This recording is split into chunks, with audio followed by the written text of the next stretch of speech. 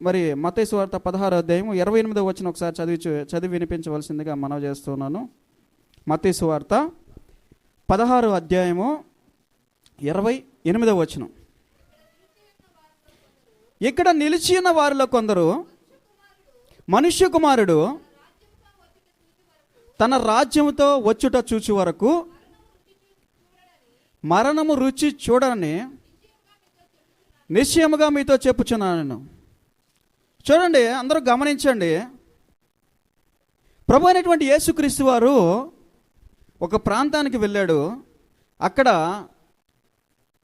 సద్దుకయ్యులు, పరిసయ్యులు, వారితో పాటు ఆయన శిష్యులు, ఇంకా కొంతమంది ప్రజలు నిల్చుకొని ఆయన చెప్పేటటువంటి మాటలన్నీ కూడా వింటూ ఉన్నారు. అయితే కొంచెం ఎక్కువ తెలివి కలిగినటువంటి వాళ్ళుగా వాళ్ళు కనబడుతూ ఉన్నారు. ఆ కనబడుతూ కొన్ని మాటలు వాళ్ళు మాట్లాడడం అనేది మనం చూస్తూ ఉంటాము. వాటిల్లో ముఖ్యమైనటువంటిది ఏంటయ్యా అంటే, నువ్వు నిజంగా దేవుడు అని చెప్తున్నావు కదా, సర్వ సృష్టికి ఆధారభూతుడైనటువంటి దేవుని యొక్క కుమారుడని చెప్తున్నావు కదా, మరి అంత సృష్టించినటువంటి సృష్టికర్త అయినప్పుడు ఏదైనా ఒక మిరాకిల్ అంటే ఏంటి? ఒక అద్భుతము, ఒక సూచక క్రియ మాకు చేసి చూపించు, అప్పుడు మేము నిన్ను దేవుడని నమ్మతాము అని అడిగినప్పుడు ఆయనకి కోపం వచ్చింది. ఎందుకు కోపం వచ్చింది ఆయనకి? ఆయన ఎక్కడి నుంచో వచ్చాడు, వేరే లోకం నుంచి వచ్చాడు, మన కోసం వచ్చాడు, మనల్ని రక్షించడానికి వచ్చాడు, మన కోసం ఆయన బాధలు పడడానికి సిద్ధమయ్యాడు, మన కోసం దెబ్బలు తినడానికి సిద్ధమయ్యాడు, మన కోసం త్యాగం చేయడానికి వచ్చినప్పుడు మనం ఎలా మాట్లాడాలి? ఆయనతో ఎలా మాట్లాడాలి చెప్పండి? ఎలా మాట్లాడాలి ఆయనతో? మనము కృతజ్ఞత కలిగినట్టుగా మాట్లాడాలి, దీన మనసుతో మాట్లాడాలి, వినయంగా మాట్లాడాలి. నువ్వు అవునో కాదో మాకు తెలీదు, నువ్వు నిజమో కాదో మాకు తెలీదు, నువ్వు నిజంగా దేవుని కుమారుడు అయితే మాకు సూచక్రియలు చేసి చూపి అంటే వాళ్ళ ఉద్దేశం ఏంటంటే ఒక అద్భుత కార్యం వాళ్ళ కళ్ళ ముందు జరిగిపోవాలా దేవుని నమ్మకుండానే. అప్పుడు నమ్ముతారంట వాళ్ళు. ముందు అద్భుతం చేస్తే తర్వాత దేవుని నమ్ముతారంట. కానీ దేవుడు ఏం చెప్తారంటే, మీరు ముందు నమ్మితే అద్భుత కార్యం చూస్తారు అని ఆయన చెప్తుంటే వీళ్ళేం అడుగుతున్నారు? ఒక సూచిక క్రియ చేస్తే, ఒక అద్భుత కార్యం చేస్తే మేము నిజంగా నువ్వు దేవుడు కుమారుడు అని, పరలోకం నుంచి దిగి వచ్చినటువంటి మహోన్నతుడైనటువంటి దేవుడు అని మేము నమ్మతాం అన్నట్టుగా మాట్లాడుతూ ఉన్నారు.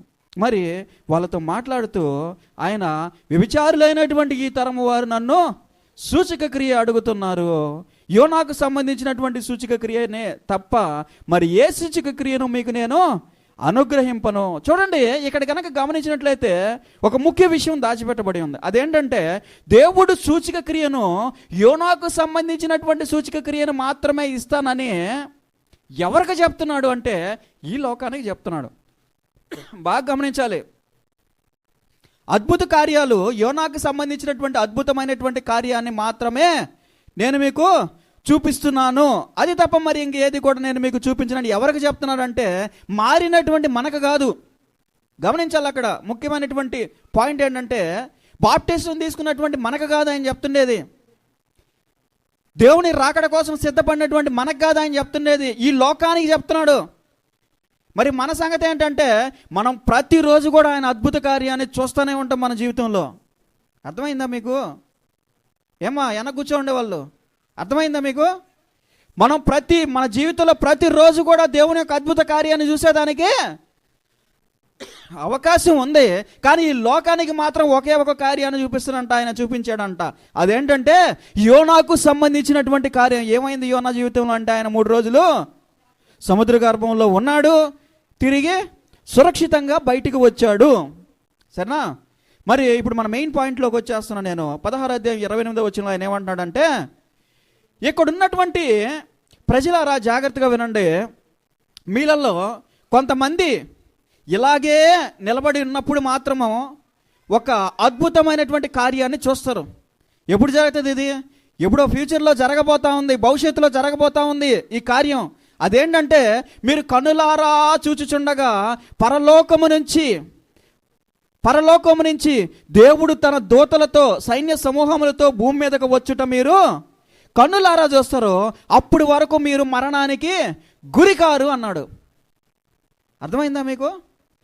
ఇక్కడ నిల్చున్నటువంటి వారిలో కొంతమంది చనిపోకముందే, మరణించకముందే దేవుని యొక్క రాకడని, దేవుణ్ణి, ఆయన దూతల్ని అందరినీ కూడా చూస్తారు. హల్లెలూయా. మరి దేవుని నామానికి మహిమ కలుగును గాక. సరే, దీనికి అర్థం ఏంటి? అక్కడ నిలబడి ఉండేటటువంటి వారికి మరణం రాదనా? లేకపోతే అప్పటి నుంచి ఇప్పుడు వరకు ఇంకా దేవుని యొక్క రాకడ రాలేదు కాబట్టి వాళ్ళు కొంతమంది ఇంకా చచ్చిపోకుండా ఎడన బంకర్లో దాంకొని ఉన్నారనే?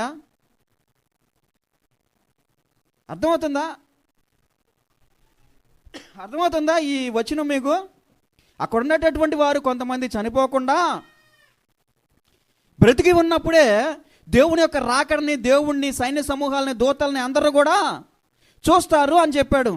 మరి ఇక్కడ ఉన్నటువంటి ప్రపంచానికి అది ఎలా అర్థమవుతుందంటే, ఆయన చెప్పిన మాట నిజమైతే ఆయన రాకడ అప్పుడే వచ్చేసి ఉండాలి. ఎప్పుడు వచ్చేసి ఉండాలి? అక్కడ ఉన్నటువంటి బ్రతికి ఉన్నటువంటి వారు చచ్చిపోయే లోపలే వచ్చేసి ఉండాలి. కానీ ఇంకా రాలేదు, వాళ్ళందరూ చచ్చిపోయారు కాబట్టి ఆయన ఇంకా రాడు. ఆయన రాకడ ఎక్స్పైర్ అయిపోయిందని చెప్పేసి యూట్యూబుల్లో, సోషల్ మీడియాస్లో పోస్టులు పెడతా దేవుడు చెప్పినటువంటి మాట జరగలేదు కదా అని చంకలెగరేసుకుంటూ ఉన్నారు. మరి నిజంగా ఆయన చెప్పిన మాట ఇదేనా? ఆయన అర్థం అదేనా? ఏంటి ఆయన చెప్పినటువంటి మాటకి అర్థం అనేటటువంటి విషయాల్ని మనము గమనిద్దాం. ఈరోజు మధ్యాహ్న కాల సమయంలో బైబిల్ గ్రంథంలో రాసి పెట్టబడినటువంటి ఈ వచనానికి అర్థం ఏంటి? నిజంగా ఆయన రాకడ వాళ్ళు చనిపోక ముందే రావాలా, లేకపోతే వాళ్ళు చనిపోయిన తర్వాత వస్తుందా? దాన్ని ఎలా వివరించాలి మనము అనేటటువంటి విషయాల్ని మనము గమనిద్దాం బైబిల్ గ్రంథంలో. మరి ఆ వచనాన్ని కనుక చదివినట్లయితే అక్కడ ఒక పదాన్ని వాడాడు ఆయన. ఆ పదం ఏంటంటే మరణము అనేటటువంటి పదాన్ని వాడాడు. ప్రభు అనేటువంటి యేసుక్రీస్తు వారు మాట్లాడినటువంటి మాట ఇది. ఎవరు మాట్లాడారు ఈ మాట? యేసు ప్రభు వారు మాట్లాడినటువంటి మాట. ఆయన మరణము అనేటటువంటి పదాన్ని వాడాడు. ఆ మరణము అనేటటువంటి పదానికి అర్థం ఏంటి అనేది చూడాలి మన బైబిల్ గ్రంథంలో. అంతేనా? ఏమ్మా? మరి యేసు ప్రభు వారు మనం అనుకునేటటువంటి మరణం గురించే మాట్లాడుతున్నాడా, మరి వేరే ఏదైనా మరణాల గురించి మాట్లాడుతున్నాడా అనేటటువంటి విషయము ముఖ్యమైనటువంటిది. మరి ఆయన బైబిల్ గ్రంథంలో కనుక చూసినట్లయితే మన మరణాన్ని, అంటే మనం చనిపోతాం కదా భౌతికంగా, ఆ మరణాన్ని గురించి ఏం మాట్లాడాడు అనేటటువంటి విషయాన్ని మనం కొంచెం చూద్దాము. బైబిల్ గ్రంథం ఓపెన్ చేసి యోహాను సువార్త 11వ అధ్యాయము 11వ వచనం, అలాగే మత్తయి సువార్త 9వ అధ్యాయం 24వ వచనం, లేదా లూకా సువార్త 8వ అధ్యాయం 52వ వచనం. మరి ఒకసారి లూకా సువార్త ఓపెన్ చేయండి, అక్కడ కొంచెం క్లియర్గా ఉంటుంది. లూకా సువార్త 8వ అధ్యాయం 52, 53 వచనాలు ఒకసారి చూస్తారా? 8వ అధ్యాయం 52, 53 వచనాలు లూకా సువార్త. అందరూ ఆమె నిమిత్తమై ఏడ్చుచు రొమ్ము కొట్టుకొనుచుండగా ఆయన వారితో, ఏడవద్దు, ఆమె నిద్రించుచున్నదే కానీ, ఏమంటున్నాడు ఆయన? ఆమె నిద్రించుచున్నదే కానీ చనిపోలేదు.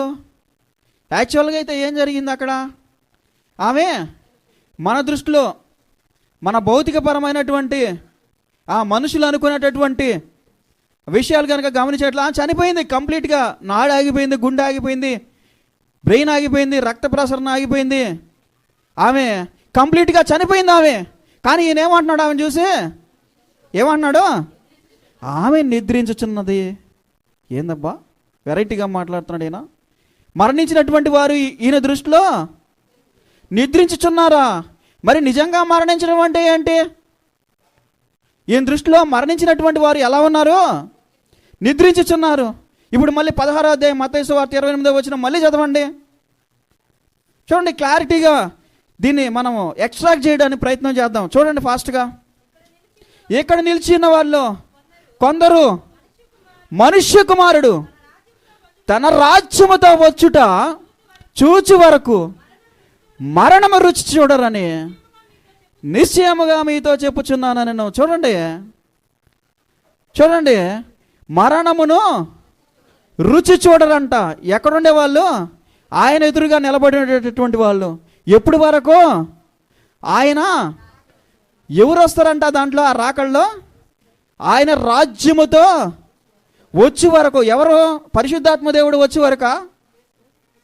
బాగా క్లారిటీ ఉండాలి మనకి, మనం ఆలోచించేటప్పుడు క్లారిటీగా ఉండాలి. పరిశుద్ధాత్మ దేవుడు ఆయన రాజ్యంతో భూమి మీదకి వచ్చే వరకు వీళ్ళకి మరణం ఉండదని చెప్తున్నాడా?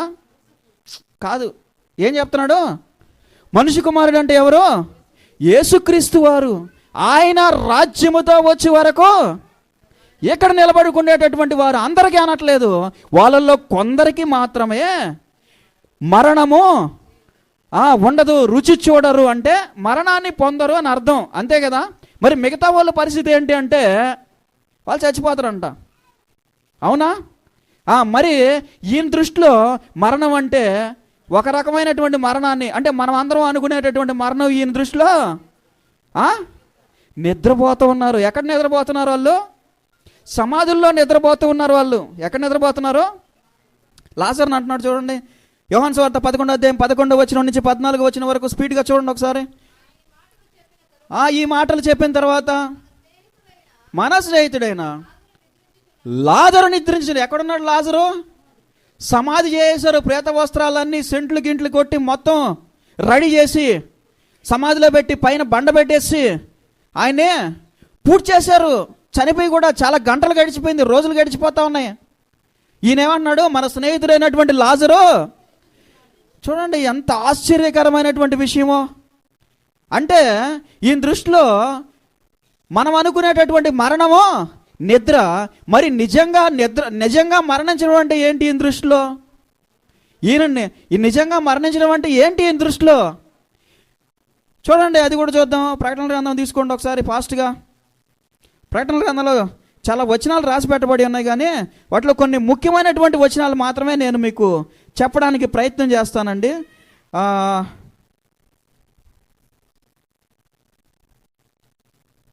2వ అధ్యాయం ఓపెన్ చేసి దాంట్లో ఉంటుంది చూడండి. మత్తయి సువార్త ఓపెన్ చేయండి, ఇంకా క్లియర్గా ఉంటుంది. మత్తయి సువార్త 25వ అధ్యాయము 46వ వచనము. 25వ అధ్యాయం 46వ వచనం ఓపెన్ చేయండి.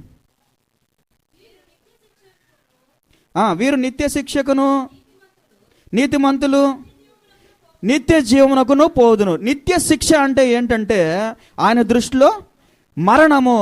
ఇంకొకసారి చూద్దాం, ప్రకటన గ్రంథం 20వ అధ్యాయము 6వ వచనం ఒకసారి ఓపెన్ చేద్దామా? ప్రకటన గ్రంథం 20వ అధ్యాయము 6వ వచనం ఒకసారి ఓపెన్ చేద్దాం. ఈ మొదటి పునరుద్ధానములో భాగము గలవారు ధన్యుడును పరిశుద్ధుడై ఉన్నారు. ఇట్టి వారి మీద రెండవ మరణమునకు అధికారము లేదు. వీరు దేవునికిని క్రీస్తుకును యాజకులై క్రీస్తుతో కూడా ఎన్ని సంవత్సరములు? 1000 సంవత్సరములు రాజ్యం చేయదు. అట్లాగే ప్రకటన గ్రంథం 20వ అధ్యాయము 14-15 వచనాలు చూడండి. మరణమును మృతుల లోకమును అగ్నిగుండంలో పడవేయబడను. ఈ అగ్నిగుండము ఇది మరణం అంటే ఆయన దృష్టిలో ఏంటంట? ఒక అగ్నిగుండం ఉంది. ఏముంది? ఒక భయంకరమైనటువంటి అగ్నిగుండం అనేది ఒకటి ఉంది. దీంట్లో గనక పడితే ఇంకా బయటికి వచ్చేదానికి అవకాశము లేదు. ఈ అగ్నిగుండంలోకి ఎవరైతే వెళ్తారో, ఈ అగ్నిగుండంలోనికి ఎవరైతే త్రోసివేయబడతారో, ఈ అగ్నిగుండంలో ఎవరైతే నెట్టివేయబడతారో వాళ్ళకి ఇంకా బయటికి వచ్చేదానికి అవకాశం లేదు. ఇప్పుడు మళ్ళీ ఫస్ట్కి వస్తున్నా. మరి ఈ అగ్నిగుండంలోకి వెళ్ళారు అంటే ఆయన చనిపోయాడు అంటాడు. ఏమంటాడు? ఆయన చనిపోయాడు అంటాడు. ఏమంటాడు? చనిపోయారు అంటాడు. మరి ఇంకొక మరణం కూడా చెప్పబడింది బైబిల్ గ్రంథంలో. అదేంటంటే ఆత్మీయ సంబంధమైనటువంటి మరణము. అదేంటంటే మీరు పాపముల చేతను అపరాధముల చేతను చచ్చిన వారై ఉండగా అంటే మరణించినటువంటి వారై ఉండగా వాళ్ళు బ్రతికేదానికి అవకాశం ఉంది. ఎవరు బ్రతికేదానికి అవకాశం ఉంది? పాపముల చేతను అపరాధముల చేతను చచ్చిన వారైనటువంటి వారు బ్రతికి బాప్టిజం తీసుకొని బ్రతికి ప్రభు అయినటువంటి యేసుక్రీస్తు వారి రక్తము చేత రక్షించబడి తిరిగి ఆయన రాకడలో పైకి పోయేదానికి అవకాశం ఉంది. కానీ రెండవ మరణంలోనికి వేయబడినటువంటి వ్యక్తులు తిరిగి మరలా భూమి మీదకు వచ్చి మనతో పాటు, అంటే పరిశుద్ధులైనటువంటి వారితో పాటు, దేవుని అందలి మరణించినటువంటి వారితో పాటు పైకి ఆకాశములోనికి ఎగిరిపోయేటటువంటి అవకాశము లేదు. ఇప్పుడు మళ్ళీ ఫస్ట్కి వస్తున్నా. మరి అక్కడ చాలామంది నిలబడున్నారు. ప్రభు అయినటువంటి యేసుక్రీస్తు వారు వాళ్ళ ఎదుట నిలబడున్నాడు. కొన్ని ప్రశ్నలు ప్రభు అయినటువంటి యేసుక్రీస్తు వారిని వాళ్ళు అడుగుతూ ఉన్నారు. సూచక్రియలు అడుగుతున్నారు, అద్భుత కార్యాలు చేయమని అడుగుతూ ఉన్నారు. ఈ సందర్భంలో ఆయన 3 విషయాలు చెప్పాడు. ఆ 3 విషయాలను ఇప్పుడు మళ్ళీ 26, 27, 28 వచనం నుంచి చదవదాం. మత్తయి సువార్త 16వ అధ్యాయము 26వ వచనం నుంచి.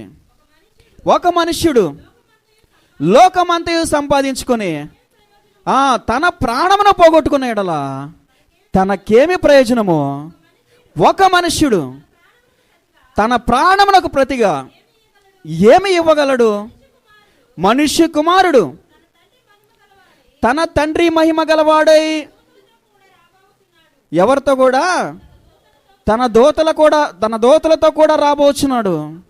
అప్పుడు ఆయన ఎవని క్రియల చొప్పున వానికి ఫలం ఇచ్చును. ఇప్పుడు ఈ మాట అన్నాడు. ఏం మాట అన్నాడు? ఇక్కడ నిలిచి ఉన్నటువంటి వారిలో కొంతమంది ఆయనను చూస్తారు. దానికి ముందు మాట్లాడినటువంటి విషయం ఏంటంటే, ఆయన వచ్చినప్పుడు ఎవని క్రియల చొప్పున వానికి ప్రతిఫలము ఇచ్చును. ఒకవేళ భయంకరమైనటువంటి పాపాలు చేస్తున్నారనుకో, దేవుణ్ణి నమ్ముకొని ఉన్నారనుకో, బాప్టిజం తీసుకొని ఉన్నారనుకో, మార్పు చెందుంటే సరే, మార్పు చెందకుండా ఆ పాపాలని అట్లాగే కంటిన్యూ చేస్తూ ఉన్నారనుకోండి, బాగా గమనించాలి. 3 సందర్భాలు చెప్తా, బాగా గమనించండి. మొదటి సందర్భం, ఒకడున్నాడు, వాడికి దేవుడు తెలిసి కూడా వాడు అసలు బాప్టిజం తీసుకోలేదు, నమ్మలేదు, పాపాలు చేస్తూనే ఉన్నాడు, చచ్చిపోయాడు. యాడికి పోతున్నాడు? రెండవ మరణము లేదా, నిజమైనటువంటి మరణము లేదా, తిరిగి రానటువంటి లోకము లేదా, నరకము లేదా, వేదనకరమైనటువంటి ప్రదేశానికి వాడు, లేదా అగ్నిగుండము అనేటటువంటి ప్రదేశానికి వాడు వెళ్తాడు. మళ్ళీ చెప్తున్నా, గమనించాలి, జాగ్రత్తగా గమనించాలి. 3 సందర్భాలు చెప్తున్నా. మొదటి సందర్భం, ఒక వ్యక్తి ఉన్నాడు, భయంకరమైన పాపాలు చేస్తున్నాడు, దేవుడి గురించి చెప్పినా నమ్మలేదు, మారలేదు, బాప్టిజం తీసుకోలేదు, చచ్చిపోయాడు. వీడాడికి వెళ్తాడు? నరకానికి వెళ్తాడు, అగ్నిగుండంలోనికి వెళ్తాడు, తిరిగి రానటువంటి లోకంలోకి వెళ్తాడు, భయంకరమైనటువంటి వేదనకరమైనటువంటి ప్రదేశంలోనికి వెళతాడు. వాడు తిరిగి భూమిని చూసేటటువంటి అవకాశం లేదు. దేని చూసే అవకాశం లేదు? మరలా భూమి మీదకు వచ్చి మరలా వాడు నివసించినటువంటి ప్రాంతాన్ని చూసేటటువంటి అవకాశములు వాడికి ఎప్పటికీ కూడా లేదు. గమనించాలి, ఇది క్లారిటీగా బైబిల్ గ్రంథం ఇస్తున్నటువంటి స్టేట్మెంట్. ఏం స్టేట్మెంట్ ఇది? వాడు పుట్టినటువంటి ప్రాంతానికి వచ్చి మరలా వాడు భూమి మీద తిరిగినటువంటి ప్రదేశాన్ని చూసేటటువంటి అవకాశం వాడికి ఇంకా వాడి లైఫ్లో లేదు. ఇంకా అర్థమైందా? వాడు ఏడైతే ఆడుకున్నాడో, వాడు ఏడైతే చదువుకున్నాడో, వాడు ఏడైతే తిరిగాడో, వాడు ఏడైతే ఉద్యోగం చేశాడో, వాడు ఏడైతే అందరితో కలిసి సంతోషంగా ఉన్నాడు, ఏడైతే దొంగతనాలు చేశాడు, ఏడైతే వ్యభిచారాలు చేశాడు, ఏడైతే నరహత్యలు చేశాడు, ఆ ప్రాంతానికి వాడు వచ్చేటటువంటి అవకాశము ఇంకా ఎప్పటికీ కూడా. కానీ కొంతమందికి, పరిశుద్ధులైనటువంటి వారికి, రెండో సందర్భంలోనికి వస్తున్నా, పాపాలు చేసి అపరాధాలు చేసి దేవుడు సువార్తను విని మారి దేవుడు చెప్పినటువంటి బాప్టిజం అనేటటువంటి దానిలోనికి ప్రవేశించి దానిలో పాల్పొంది చర్చికి వచ్చి దేవుని మాటలు విని, అయ్యా నా అపరాధములు క్షమించు, నా తప్పులు క్షమించు అని చెప్పేసి చనిపోయాడు అనుకో, వాడు మరలా ఈ భూమిని చూసేదానికి అవకాశము ఉంది. అర్థమైందండి? అర్థమైతే గట్టిగా స్తోత్రం చెప్పండి, హల్లెలూయా. అయితే వాడు చనిపోతాడు. వాడేమి అలాగే 100 సంవత్సరాలు, 150 సంవత్సరాలు, 200 సంవత్సరాలు ఉండడు. వాడికి ఇచ్చినటువంటి కాలం తర్వాత వాడు ఏమవుతాడు? 60 సంవత్సరాలు, 70 సంవత్సరాల తర్వాత చనిపోతాడు.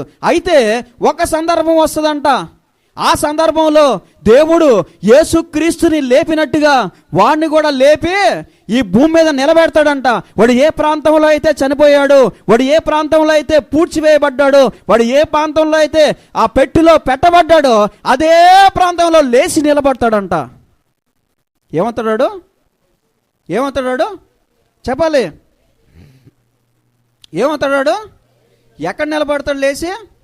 వాడు ఏ ప్రాంతంలో అయితే పూడ్చివేయబడ్డాడు, వాడు ఏ ప్రాంతంలో అయితే చనిపోయాడు, వాడు ఏ ప్రాంతంలో అయితే మరణించాడో అదే ప్రాంతంలో లేస్తాడు. ఏరే ప్రాంతంలో అమెరికాలో చచ్చిపోతే ఇండియాలో లేడోడు, ఇండియాలో చచ్చిపోతే ఆఫ్రికాలో లేడు, ఆఫ్రికాలో చచ్చిపోతే చైనాలో లేడోడు. ఏళ్ళేస్తాడు?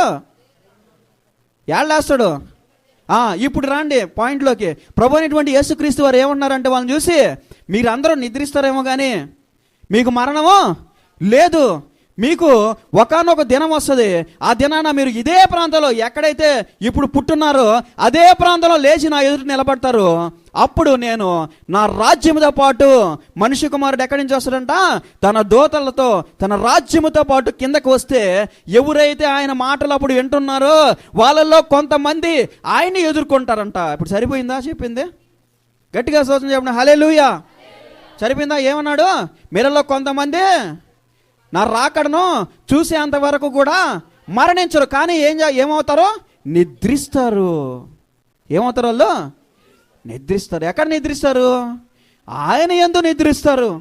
ఆయన ఏర్పాటు చేసినటువంటి, మనం ఏర్పాటు చేసినటువంటి ఆ మట్టిలో కలిసిపోయినా కానీ, ఎముకలు ఎండిపోయినా కానీ వాళ్ళని తీసుకొచ్చి ముక్కలుగా నరికేసి రక్తం కూడా లేకుండా, శరీరం కూడా లేకుండా వాళ్ళని గందరగోళం చేసేసినా కానీ వాళ్ళు ఏ ప్రాంతంలో అయితే ఆ విధంగా చేయబడ్డారో అదే ప్రాంతంలో లేచి ప్రభు అనేటువంటి యేసుక్రీస్తు వారి యొక్క రాకడను చూస్తారు. అర్థమైందండి? 2 సందర్భాలు చెప్పా. ఇప్పుడు 2 సందర్భాలు చెప్పా. మరి ఇంకొకసారి చదివితే 3వ సందర్భము చెప్పడానికి అవకాశం ఉంటుంది. ఆ 28వ వచనాన్ని ఇంకొకసారి చదవండి. 3వ సందర్భాన్ని నేను వివరిస్తాను. ఇక్కడ నిలిచి ఉన్న వారిలో కొందరు మనిషి కుమారుడు తన రాకడతో వచ్చుట చూచి వరకు మరణము రుచి చూడరని నిశ్చయముగా మీతో చెప్పుచున్నాను. అయితే ఇక్కడ ఒక పాయింట్ వస్తుంది. అప్పటి వరకు మరణం రుచి చూడరా? తర్వాత చూడొచ్చా మరణాన్ని? అప్పటి వరకు రుచి చూడరా? మరి అప్పటి వరకు బ్రతికి ఉన్నటువంటి వారు, లేదా బాప్టిజం తీసుకొని మళ్ళీ లేచినటువంటి వారు ఆ తర్వాత చనిపోయేదానికి అవకాశం ఉందా? అగ్నిగండకంలో వేసేదానికి అవకాశం ఉందా? వాళ్ళకి ఉందా? ఏం చెప్తుంది బైబిల్ గ్రంథం? ఆ తీర్పులో ఏం జరుగుతుంది? వాళ్ళకి ఏమన్నా శిక్షలు పడేదానికి అవకాశం ఉన్నాయా? ఈ శిక్షలు ఎలా ఉంటాయి ఈ శిక్షలు అంటే అగ్నిగంధకంలోనికి పంపించేటటువంటి శిక్షలా, లేకపోతే కొద్ది రోజులు శిక్షించి మరలా ఆయన దగ్గరికి తీసుకునేటటువంటి శిక్షలా, లేకపోతే ఆ స్టేజ్ ఆఫ్ అంటే కొంతమందికి ఈవుల్ని ఇస్తానని చెప్పి రాశాడు కదా, మరి ఆ ఈవులు వాళ్ళకి ఏమైనా తక్కువయ్యేటటువంటి శిక్షలా ఇవన్నీ తెలుసుకోవాలా అవసరం లేదా? తెలుసుకోవాలి. మరి ఎక్కడ దొరుకుతాయి ఇవి? బైబిల్ గ్రంథంలో దొరుకుతాయి. ఆలోచిద్దాం. మరి దానిలోకి వెళితే మళ్ళీ మనం వెనక రావడం కష్టం. వెళ్దాం దాంట్లో కూడా. మరి ఇంకొన్ని వచనాలు చూసుకొని వెళ్దాం. మత్తయి సువార్త 25:46 చదివారు కదా, ఇంకొకసారి చదవండి దాన్ని. 45 నుంచి చదవండి. 45-46 25వ అధ్యాయము 45-46 చదవండి. అందుకు ఆయన మిక్కిలి అల్పులైనటువంటి వీరిలో ఒక్కనినైనను మీరు ఇలాగూ చేయలేదు గనుక నాకు చేయలేదని నీతో నిశ్చయంగా చెప్పుచున్నాను. వారితో నేను, మీరు నిత్య శిక్షకును, నీతిమంతులు నిత్య జీవమునకును. ఇక్కడ గమనించాలి. ఇక్కడ ప్రభువైనటువంటి యేసుక్రీస్తు వారితో వాదించేటటువంటి వారు ఎవరంటే, దేవుడు అంటే తెలియని వాళ్ళు కాదు, దేవుడు అంటే తెలిసినటువంటి వారు, దేవుడు అంటే పరిచయం ఉన్నటువంటి వారు. ఇంకా కొంచెం ముందుకు వెళ్ళి మాట్లాడితే, ప్రభువా నీ నామము చొప్పున మేము అనేక మంచి కార్యములు చేయలేదా? ప్రభువా నీ నామము చెప్పి మేము అనేక దయ్యములను పారదోలలేదా? ప్రభువా నీ నామము చొప్పున మేము అనేక మందిరములను కట్టించి అనేక సువార్త కార్యక్రమములు చేయలేదా?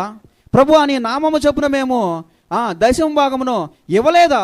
ఇప్పుడు ఎందుకయ్యా నువ్వు మేమెవరో తెలియదు అంటున్నావు, ఈ ప్రాంతము నుంచి వెళ్ళిపోమంటున్నావు, అక్రమము చేయువారులారా నా యొద్ద నుంచి తొలగిపోండి అంటున్నావు, మా పరిస్థితి ఏందా అని చెప్పి అడిగేటటువంటి వాళ్ళందరూ ఎవరంటే దేవుని యందు బాప్టిజం తీసుకొని ఆయన యొక్క నామములో విశ్వాసముతో బ్రతికినట్టు యాక్ట్ చేసినటువంటి అవిశ్వాసులైనటువంటి వారు.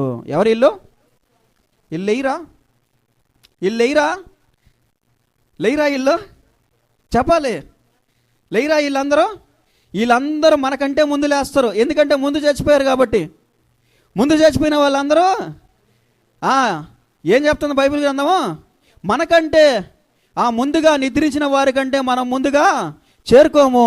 మనకంటే ముందు నిద్రించినటువంటి వారు ఆయనను చేరుకుంటారు, వారు వెంట కూడా మనము చేరుకుంటాము, వెళ్తామని చెప్తుంది. వీళ్ళందరి పరిస్థితి ఏంటంటే వీళ్ళందరూ కూడా మనకంటే ముందే మనతో పాటు లేస్తారు. లేచి ఆయన ఎద్దకు వెళ్ళి ప్రభువా అని చెప్పి ఆయనని ప్రశ్నిస్తారు. ఏమని ప్రశ్నిస్తారు? మేము నీ నామమున అనేక కార్యములు చేశాము, అనేక మందిరాలు కట్టాము, అనేక దెయ్యములను నీ పేరు చెప్పి పారదోలేము, అనేకమైనటువంటి జన సమూహములకు సువార్త చెప్పడానికి మేము వెళ్ళాము. అయితే ఇప్పుడు నువ్వెందుకు మమ్మల్ని తోసేస్తా ఉన్నావు?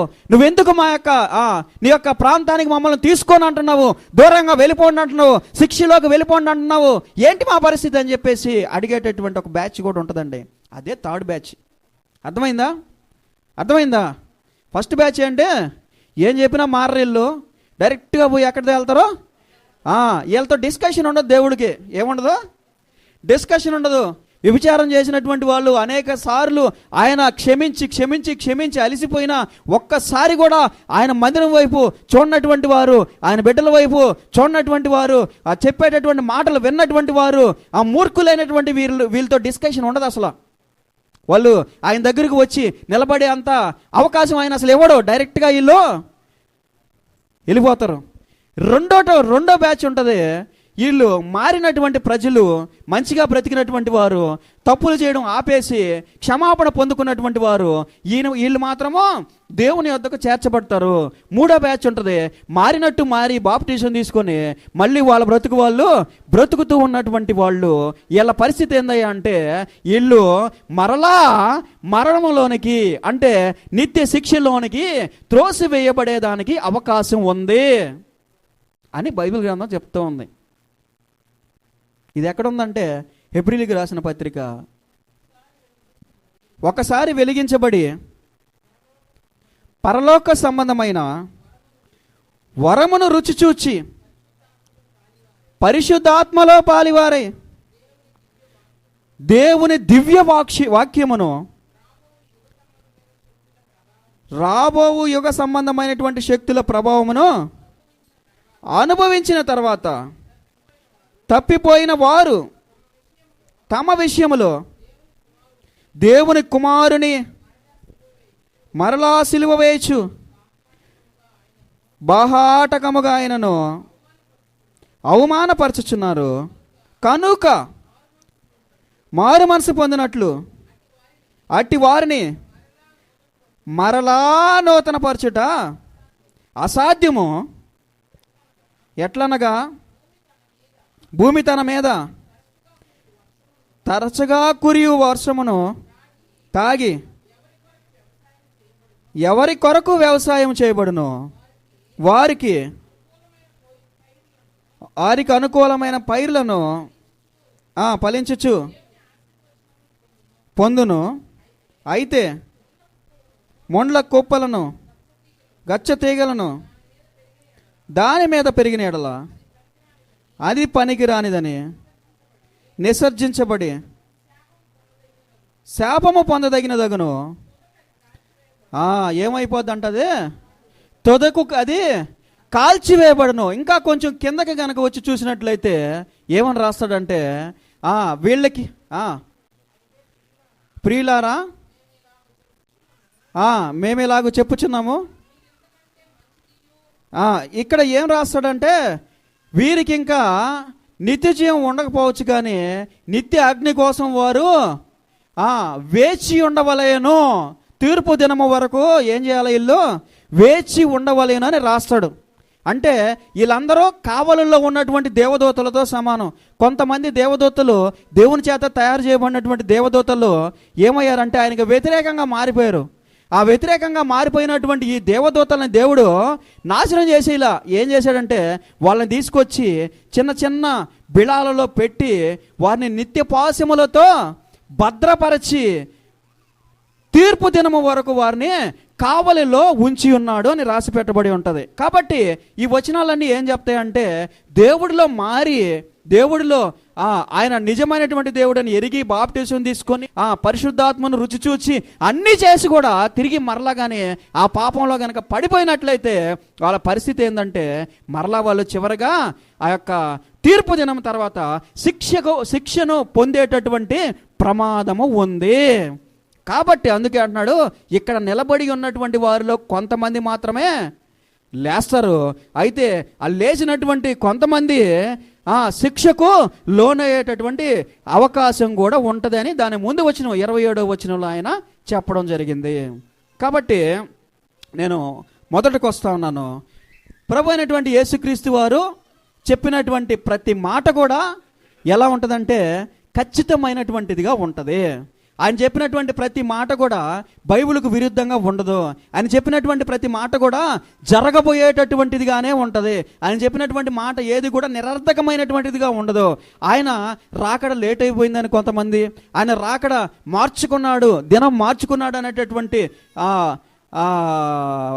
వచనాలు కొంతమంది, అలాగే ఆయనకు రాడని కొంతమంది, ఆయన వచ్చినా కూడా ఆయన వేరే విధంగా వస్తాడని కొంతమంది, పాపం చేసినా కానీ ఆయన పాపం చేస్తూనే ఉన్నా కూడా ఇప్పటికీ మారకుండా అలాగే ఉన్నా కూడా దేవుడు ఆయన దగ్గరికి తీసుకుంటాడు, ఆయన రక్షించేసుకుంటాడు, ఒకసారి బాప్టిజం తీసుకొని ఎట్టయినా బతకొచ్చని కొంతమంది, ఇట్లా రకరకాలుగా వాక్య ఉపదేశం చేసేటటువంటి వారికి ఈ మధ్యాహ్న కాల సమయంలో దేవుడు చెప్తున్నటువంటి విషయం ఏంటంటే ఆయన మరలా కూడా తీర్పులోకి తీసుకుని వీరందరినీ శిక్షించేటటువంటి ప్రమాదం ఉంది. కాబట్టి మీరు కంప్లీట్గా మారితే, లేకపోతే అసలు మారగాకండి. ఏమంటున్నాడు ఆయన? మీరు మారితే కంప్లీట్గా మారండి, నులివెచ్చినటువంటి జీవితాన్ని పొందగాకండి. కొంచెం సేపు దేవుడని, కొంచెం సేపు పాపంలోకి వెళ్ళి, కొంచెం సేపు మార్పు చెందినట్టు నటించి, కొంచెం సేపు దేవుణ్ణి మరలా సిలువ వేసేటటువంటి వారుగా అన్నీ తెలిసి కూడా మళ్ళీ పాపంలోకి పడితే ఆయన ఏమంటున్నాడు? మరలా దేవుని సిలువ వేసేటటువంటి వారుగా ఉన్నారు మీరు. కాబట్టి దేవుడు చెప్తున్నటువంటి విషయం ఏంటంటే మీరు మారితే కంప్లీట్గా మారిపోండి, లేదంటే నరకానికి వెళ్ళిపోండి. నేను మీకు ఎన్నో అవకాశాలు ఇచ్చాను మారడానికి.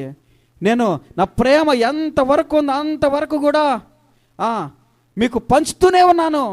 రేపు మారుతారని, ఎల్లుండి మారుతారని, ఒక నెల తర్వాత మారుతారని, ఒక సంవత్సరం తర్వాత మారుతారని, నాకు 20 ఏళ్ళు వస్తే మారుతారని కొంతమంది, 25 సంవత్సరాల తర్వాత మారుతానని కొంతమంది, 60 సంవత్సరాల తర్వాత మారి నేను చర్చికి వస్తానని కొంతమంది, ఇట్లా రకరకాలుగా పోస్ట్ పోన్ చేసుకొని వాళ్ళ జీవితం ఎప్పుడు ముగిసిపోతుందో తెలియక బ్రతుకుతున్నటువంటి ప్రజలైనటువంటి ఈ లోకానికి చెప్పేటటువంటి మాట ఏంటంటే మీరు చివరి వరకు ఒకే విధంగా ఉండాలి, మీ బ్రతుకు మారకూడదు, విశ్వాసంలో వెనక్కు తగ్గకూడదు. నిజాయితీ అంటే ఏంటి, సమాధానం అంటే ఏంటి, సమన్యాయం అంటే ఏంటి అని చూపించినటువంటి ప్రభు అయినటువంటి యేసుక్రీస్తు వారిని వదలకుండా బ్రతకాలి అని బైబిల్ గ్రంథం తెలియజేస్తూ ఉంది.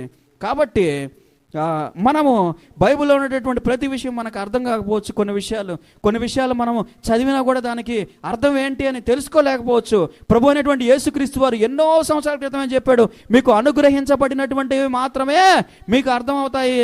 వాళ్ళ శిష్యులకు అనేక సార్లు వాళ్ళతో మాట్లాడుతూ, ప్రభువా మీరు చెప్పినటువంటి విషయాలు మాకు అర్థం కావట్లేదయ్యా అని కొంతమంది, ప్రభా నువ్వు చెప్పినటువంటి విషయాలు అర్థం కావట్లేదని చెప్పుకుంటున్నారయ్యా బయటికి వెళ్ళి, మీరు చెప్పేటటువంటి మాటలు మాకు కూడా కొన్ని అర్థం కావట్లేదయ్యా, ఏదో చెప్తూ ఉన్నావు, ఉపమాన రీతిగా మాట్లాడుతూ ఉన్నావు, దీనికి అర్థం ఏంటయ్యా అని చెప్పేసి అడిగినప్పుడు వాళ్ళ వైపు చూసి, దేవుడు అనుగ్రహించబడినటువంటి వాడికి మాత్రమే నా మాటలు అర్థం చేసుకునేదానికి అవకాశం ఉంది. పరలోక సంబంధమైనటువంటి విషయాల గురించి మీకు అనుగ్రహించబడ్డాయి, కానీ ఇక్కడ ఉన్నటువంటి ప్రజలకు అనుగ్రహించబడలేదు అని చెప్పడం కూడా మనం వింటాం. అలాగే పౌలు గారు మాట్లాడుతూ, నేను 3వ ఆకాశానికి ఎక్కి వెళ్ళాను, అక్కడ అనేక విషయాలను చూశాను, అనేక మాటలు విన్నాను, వాటన్నిటి గురించి నేను ఇప్పుడు మీతో చెప్పకూడదు. ఎందుకు చెప్పకూడదు? ఎందుకు చెప్పకూడదు అంటే, ప్రతి దానికి ఆయన సమయాన్ని ఏర్పాటు చేశాడు, ప్రతి దానికి ఆయన సందర్భాన్ని ఏర్పాటు చేశాడు, ప్రతి దానికి ఆయన ఒక ప్రణాళికను నిర్ణయించాడు, ప్రతి దానికి ఆయన ఒక సమయాన్ని నిర్దేశించాడు. అప్పుడు మాత్రమే ఆ విషయములు వెలుగులోనికి వస్తాయి. చూడండి, యోహాను సువార్త ప్రకటనల గ్రంథం, యోహాను గారు పరిచయం ఉంటుంది మీకు. యోహాను గారిని తీసుకెళ్ళి పద్మాసు దీపంలో వేసి, ఇంకా వీడు చచ్చిపోతాడు, బయటికి రాడు, వీడికి మరణం ఇక్కడే, ఇంకా మన ప్రాంతానికి వీడు వచ్చేదానికి అవకాశం లేదని చెప్పేసి శిక్షించడానికి తీసుకెళ్ళి భయంకరమైనటువంటి దట్టమైనటువంటి ఆ ప్రాంతంలో వదిలేసినప్పుడు ఆయన ప్రకటన గ్రంథం రాశాడు. దాన్ని తీసుకొచ్చారు, చూపించారు రాజులకి. ఇదిగో ఈయన ఏదో రాసుకొని ఉన్నాడు, విచిత్రమైన విషయాలు దీంట్లో ఉన్నాయి, చూడండి, దీన్ని ఏం చేయమంటారు? ఇదిగో ఏదో రాశాడు, తర్వాత తరాల వాళ్ళకి అందించాలంట. అంటే దాన్ని చదివినప్పుడు ఒక్క ముక్క కూడా అర్థం కాలే అక్కడ ఉన్నటువంటి వారికి. రోమ సైనికులకి కొంచెం కూడా అర్థం కాలేదు. ఏం రాశాడు ఈయన? ఏదో పిచ్చి పిచ్చిగా రాశాడు, ఏదో లోకాన్ని గురించి రాసుకున్నాడు, పోనీరా పిచ్చోడు, వదిలేండి, వాటిని కాల్చాల్సిన అవసరం లేదు, పెట్టుకునే వాడి దగ్గరే అని వదిలేశారు వాటిని. ఎందుకు వదిలేశారంటే దానిలో రాసి పెట్టబడినటువంటి విషయాలు అర్థం కాల. ఎవరి గురించి రాశారో అర్థం కాల, ఏ పరిస్థితుల గురించి ఆయన వివరించాడో అర్థం కాల. ప్రభు అయినటువంటి యేసుక్రీస్తు వారు చెప్పినటువంటి విషయాలకి సంబంధించినటువంటి మ్యాటరు, పరలోకానికి సంబంధించినటువంటి విషయాలు, పరదైసుకు సంబంధించినటువంటి విషయాలు వాళ్ళకి అవగాహన చేసుకునేటటువంటి జ్ఞానము వారికి ఇవ్వబడలేదు. కాబట్టి ఈ మధ్యాహ్న కాల సమయంలో దేవుడు చెప్తున్నటువంటి విషయం ఏంటంటే, మనందరికీ కూడా ఆయన ఒక గొప్ప రాజ్యాన్ని ఏర్పాటు చేసి ఉన్నాడు.